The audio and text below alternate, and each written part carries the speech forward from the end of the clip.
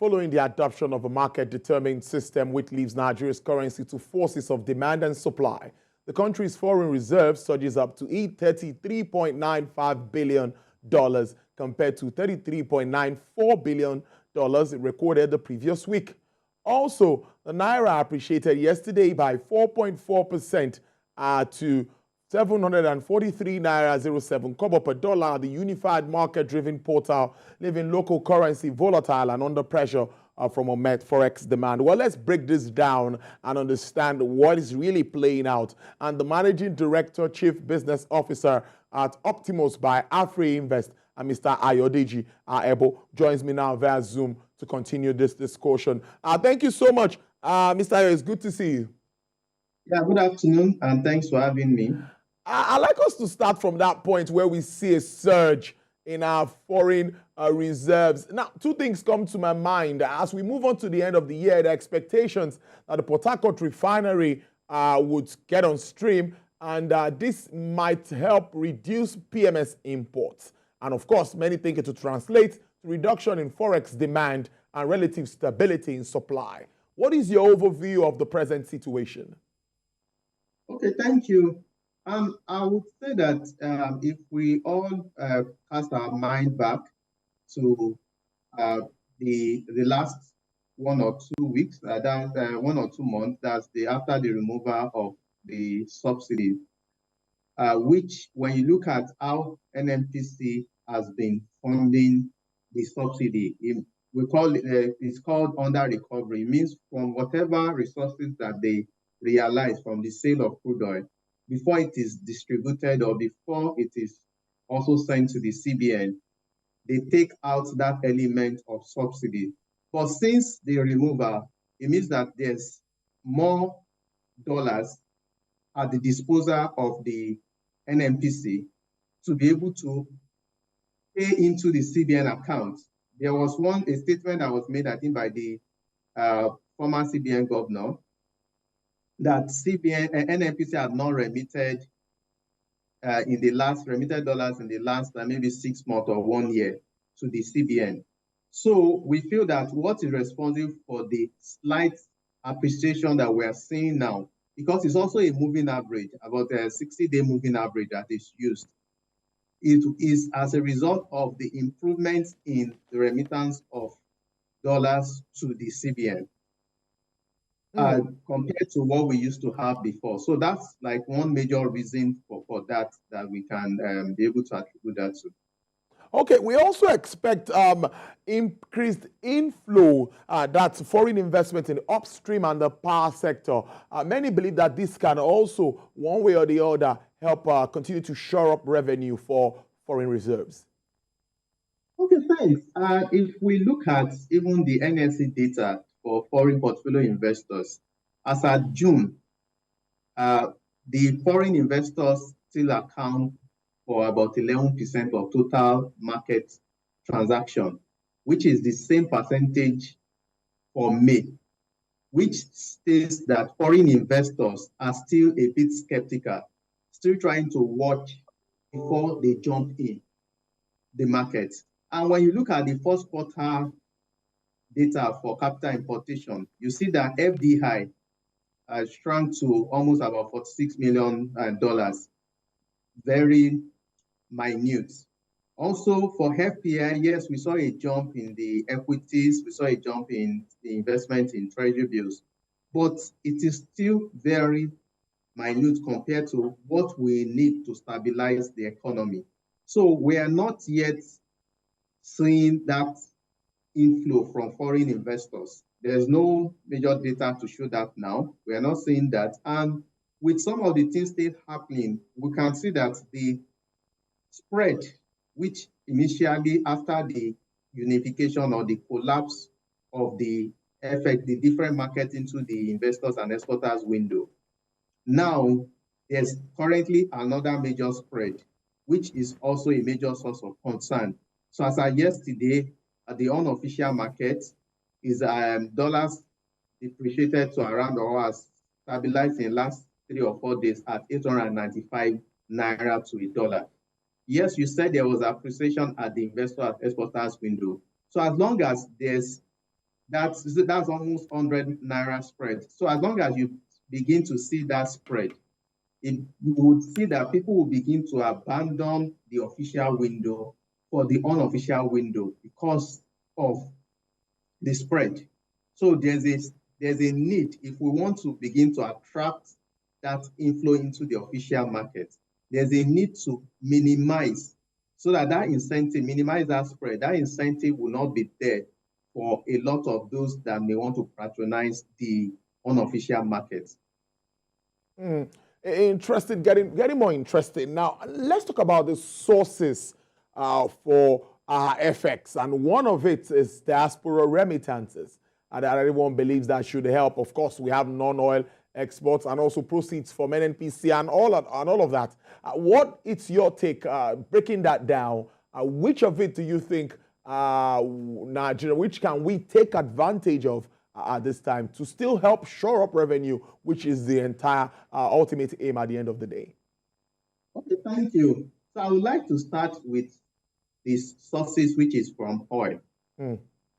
We will need to, first of all, deal with and minimize oil theft. I know I'm not trying to say they can totally eradicate it. It's not impossible, but at least let's minimize it to such a way that we're able to benefit from that resources. So that would increase the inflow to the CBN. Secondly, if you look at the other markets, you look at the Eurobond market. The Eurobond market in the last 2 or 3 years, it has been like a major source of inflow. The government raised Eurobond from the international market. And when we now come to diaspora remittances, it is impossible, or it's going to be very tough for diasporans, if I'll call them diasporans, Nigerian in diaspora, to convert at the official window. It's just about 2 months ago that the official window is now looking close to what we had in the unofficial market. So for most of what has been coming in through the unofficial market. So now for us to be able to attract them, we need to reduce that spread, because for Nigerians sending money home, do you expect them to change it at 7.77 or change it at 8.95? You begin to see, as long as there's a spread, and depending on the volume of money, or you even want to discuss with exporters. So if I've exported and I've gotten my dollars, at what rate do I change it? Do I change it at the 7.74 naira at the official window, or I find someone, I put together a structure that finds someone that can buy it off me at 8.95 naira at the unofficial market? So these are the questions or situations that begin to arise when the spread begins to increase.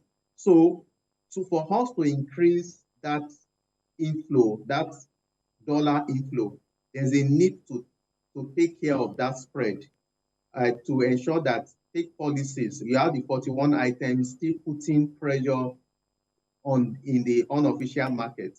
If there's a central window, we will need to let everybody come and participate. I learned that, okay, maybe that window will no longer even be called the investors and exporters window. So let it be a general FX market where even the BDCs also come to participate. Once the spread is limited, there will be no incentive for people to just be coming to access dollar if it's not needed, and speculation will also reduce. So there's a lot of, we need to build on some of these policies. Like I will always say that the policy can be right. We've said, okay, let's use the managed floats exchange rates strategy. But if it's not properly implemented, it may become a bad policy. So there's still a lot that needs to be done to ensure that there's stability even in the unofficial market. That spread needs to be collapsed. There needs to be increase in supply. So overall, there are a lot of things that we have to do for us to increase the FX inflow. Interesting. But let me follow up with this and tell you that merging of the official and black market and all of that to allow market forces. Now, will this really help us determine the value of our currency? That's the Naira. Thanks. Very interesting question. To say there's this saying that markets would always win. So it's for the markets, it's demand and supply. So we're not saying a free float. What is causing the pressure is there's no sufficient supply. And once people begin to see that the supply is not sufficient, speculations also comes in, that people begin to buy. And for a lot of people, based on the projection, if we are not, you have a lot of people converting Naira to dollar, just keeping it in the DOM account. I think it's estimated at over $20 billion just in the DOM account, not for investment, just keeping that, just exchanging. So it's because of there's no stability. So you will see people betting on the Naira. So there's a need that we have to look at that policy for us to be able to attract the right inflow. Foreign portfolio investors is also required to create that stability that is needed. Finally, I see that even global ratings agencies like Standards and Poor is already upgrading Nigeria's credit outlook. Now my question really is like they're taking to some of these policy moves and they believe that's the way to go. How does this come to you? Okay, thanks. For ratings, it's based on the model. They already have their criteria that is used. And for what has happened now, you can see that the inflow, the revenue for government has increased significantly. If you also look at some of their recommendations around removing fuel subsidies, it has also freed up a lot of resources for the government. We all spoke about the improvement in the external reserves. So that is a major consideration to have an upgrade. It was getting to a situation where subsidy may be even more than our total budget if we continue that way, because it becomes so opaque that it cannot even be accounted for. It's not based on what we use, but because of the complexity around it, it's already taking too much that the economy is suffering for it.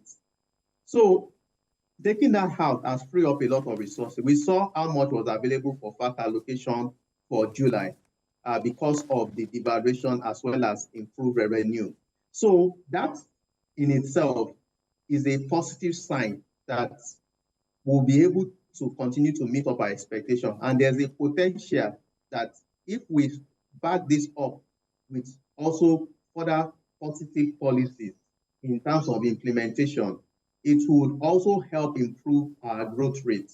So I'm not really surprised when you look at IMF report for the past 3, 4, 5 years, the exchange rate unification, removal of subsidies are some of the things they continue to emphasize that is really not sustainable. So I think that while we are seeing that upgrade, for us to sustain it, there's still a lot that needs to be done to provide confidence so that we begin to see these foreign investors come back, not just foreign portfolio investors, the foreign direct investors that will stay long and provide that long-term capital is required for us to be able to achieve that optimal growth rate. I will always say if we are growing at 3%, it's still like we are not moving.